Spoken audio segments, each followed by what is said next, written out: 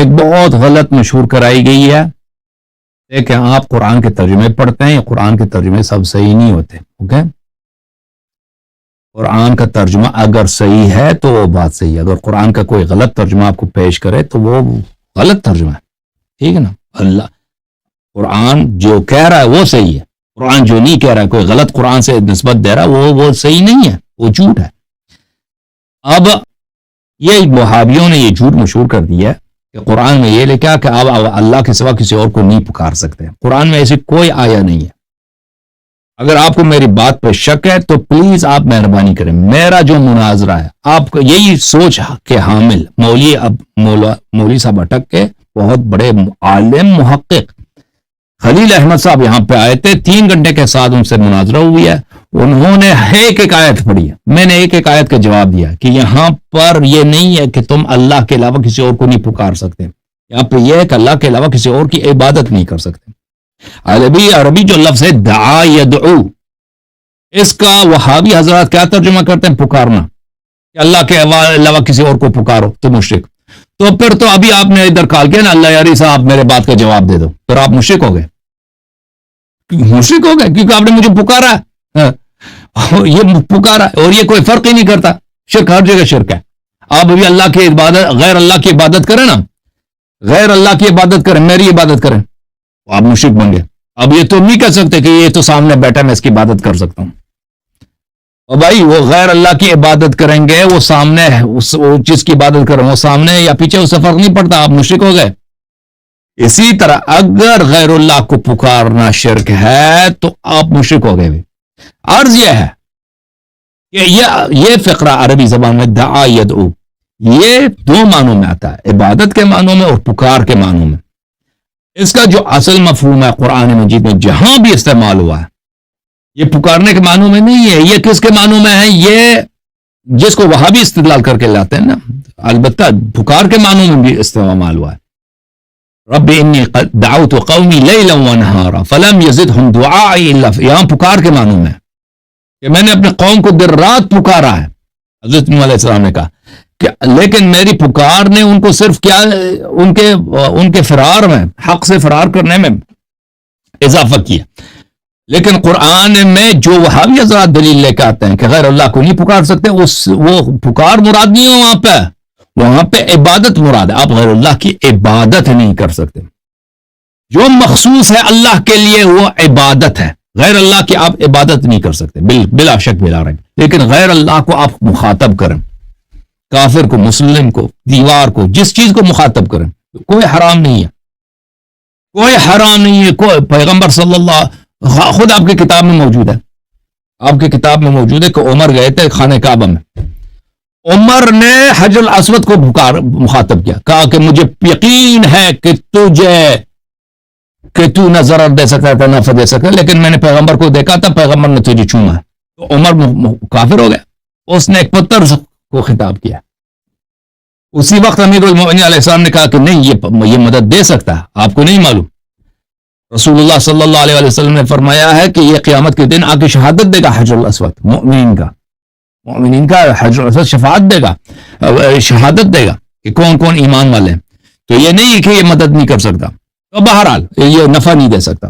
عرض یہ ہے کہ پکار صرف اللہ کے لیے، یہ ایک غلط فہمی ہے، ایک نہایت ہی جہالت ہے. المساجد للہ وَأَنَّ الْمَسَاجِدِ لِلَّهِ فَلَا تَدْعُوا مَعَ اللَّهِ أَحَدًا، سورہ مبارکہ جن میں ہے. ٹھیک ہے نا؟ تو اس کا جواب سن لو میرے بھائی. آپ کہہ رہے ہیں کہ اب ترجمہ آپ صحیح کر رہے ہیں اور میں غلط کر رہا ہوں. یہ قرآن مجید سورہ جن، اعوذ باللہ من الشیطان الرجیم، دیکھ لو اچھی طرح سے. وَأَنَّ الْمَسَاجِدِ لِلَّهِ، سجدے کی جگہ اللہ کے لیے، فَلَا تَدْعُوا مَعَ اللَّهِ أَحَدًا، اللہ کے ساتھ کسی اور کی عبادت نہ کرو. کیا یہی مفہوم مراد ہے؟ وہابی حضرات کہتے ہیں کہ اس سے مراد کیا ہے؟ اس سے مراد یہ ہے کہ آپ غیر اللہ کو نہیں پکار سکتے. تو اگر غیر اللہ کو نہیں پکار سکتے نا، تو پھر اپنے بیٹے کو نہیں پکارنا، کیونکہ شرک ہو جائے گا، شرک ہو جائے گا. ٹھیک ہے نا؟ یہ شرک ہو جائے گا. کسی کو نہیں، کیونکہ شرک ہر جگہ شرک ہے. یہ تو نہیں ہے کہ اگر سامنے والے کی عبادت کریں، اپنے بیٹے کی عبادت کریں، شرک ہے کہ نہیں ہے؟ شرک ہے. اپنے بیٹے کو پکاریں بھی شرک ہے. یہ کتاب تفسیر تنویر المقباس من تفسیر ابن عباس. اور ابن عباس کو قرآن آتی ہے نہیں آتی؟ آتی ہے نا، صحابی ہے، سنہ 1992 میں چھپی ہے. ملاحظہ فرمائیے وَأَنَّ الْمَسَاجِدَ لِلَّهِ فَلَا تَدْعُوا مَعَ اللَّهِ أَحَدًا، سورہ مبارکہ جن، تفسیر دیکھ لو عبداللطیف صاحب. بلی وَأَنَّ الْمَسَاجِدَ بُنِيَتْ لِذِكْرِ اللَّهِ فَلَا تَدْعُوا فَلَا تَعْبُدُوا، دیکھ رہے ہیں عبداللطیف، فَلَا تَعْبُدُوا مَعَ اللَّهِ أَحَدًا. تدعو سے کیا مراد ہے؟ تعبدو مراد ہے. بس اللہ کے علاوہ کسی دوسرے کی، اللہ کے ساتھ دوسرے کی عبادت نہ کرو. تفسیر السمرقندی بحر العلوم، یہ بھی مخالفین کی تفسیر ہے اور بہت ہی معتبر تفسیر ہے. جلد نمبر 1، جلد نمبر 3، چاپ دار الکتب العلمیہ. یہاں پہ تفسیر سورہ جن میں جب جاتے ہیں وَأَنَّ الْمَسَاجِدَ لِلَّهِ فَلَا تَدْعُوا مَعَ اللَّهِ أَحَدًا، وَأَنَّ الْمَسَاجِدَ يعني السجود لله، فلا تدعوا مع الله يعني لا تعبدوا احدا غير الله تعالى، اللہ کے علاوہ کسی اور کی عبادت نہ کرو. ٹھیک ہے نا؟ آپ تو عالم ہی نہیں ہیں، آپ نے خود کہا آپ عالم نہیں ہیں، تو یہ آپ کے علماء یہ فرما رہے ہیں، بڑے بڑے علماء، صحابی عبداللہ ابن عباس. یہ کتاب ہے النکت والعیون تفسیر الماوردی، تصنیف ابو الحسن علی بن محمد بن حبیب الماوردی البصری، متوفى سنہ 450، جزء السادس، چاپ دار الکتب العلمیہ. تفسیر سورہ جن آیا 11 سے 17 تک. ملاحظہ فرماؤ جناب، ملاحظہ فرماؤ.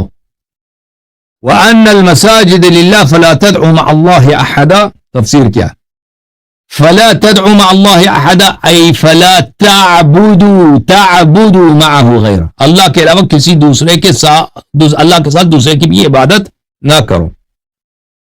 التسهيل لعلوم التنزيل، تأليف العلامة محمد بن أحمد بن جزي الكلبي، متوفى سنة 841، جزء ثانی، چاپ دار الکتب العلمیہ، سنہ 1995 میں چھپیا. ان المساجد للہ فلا تدعوا مع اللہ احدا، فرمایا اس کی تفسیر کیا؟ یہ فرماؤ جی، دیکھو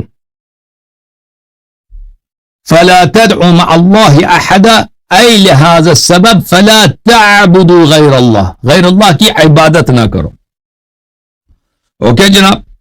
تفسیر القشیری المسمى لطائف الاشارات، تألیف الامام ابو القاسم عبد الکریم ابن حوازن ابن عبد الملک القشیری النیسابوری الشافعی، یہ شافعی مذہب کا ہے، متوفى سنہ 465، جزء ثالث، چاپ دار الکتب العلمیہ، کتاب چھپی ہے سنہ 2007 میں. ٹھیک ہے نا؟ او بھائی کتاب صفحہ 357 میں ملاحظہ فرماؤ. ان المساجد للہ فلا تدعوا مع اللہ احدا فلا تعبدوا بما للہ غیر اللہ، مساجد اللہ کے لیے، اللہ کے ساتھ دوسروں کی اس میں عبادت نہ کیا کرو. اچھا جناب. تفسیر بیضاوی انوار التنزیل و اسرار التعویل المعروف بتفسیر البیضاوی عبداللہ ابن عمر ابن محمد الشیرازی الشافعی البیضاوی، بہت مشہور تفسیر ہے، جزء خامس، چاپ دار احیاء التراث العربی. یہاں پہ ملاحظہ فرمائیے ان المساجد للہ فلا تدعوا مع اللہ احدا، صفحہ نمبر 253. فلا تدعوا مع اللہ احدا ای فلا تعبدوا فیہا غیرہ، مساجد میں اللہ کے علاوہ کسی اور کی عبادت نہ کرو. تفسیر المراغی احمد مصطفی المراغی، جزء 29، تبع شرکت المصطفی حلبی والالبابی واولادہ، کتاب چھپی سنہ 1946 میں. ابھی آتے ہیں آپ کی طرف. وَأَنَّ الْمَسَاجِدَ لِلَّهِ فَلَا تَدْعُوا مَعَ اللَّهِ أَحَدًا، شرح المفردات. فَلَا تَدْعُوا أي فَلَا تَعْبُدُوا، يَدْعُوهُ أي يَعْبُدُوهُ، اللہ کے علاوہ کسی دوسرے کی عبادت نہ کرو. يَدْعُوهُ کا کیا مطلب ہے؟ يَعْبُدُوهُ ہے. یہ مصطفی احمد مصطفی مراغی اتنا بڑا عالم تھا، اس کا قول ہے. بس پتہ یہ چلا میرے بھائی، میں نے آپ کو ایک آیت کی اجازت دی ہے، میں نے کہا دیا نا کہ یہ وہابیت کی ایک بہت بڑی غلط تبلیغ ہے عالم اسلام میں، کہ جہاں بھی تدعو کا لفظ ہے عبادت کے معنوں میں اس کو غلط ترجمہ کر دے پکارنے کے معنی میں. اب سب مشرک ہو گئے، سب مشرک. نماز بھی شرک ہے نا، نماز میں بھی السلام علیکم ایھا النبی کہتے ہو، سب مشرک.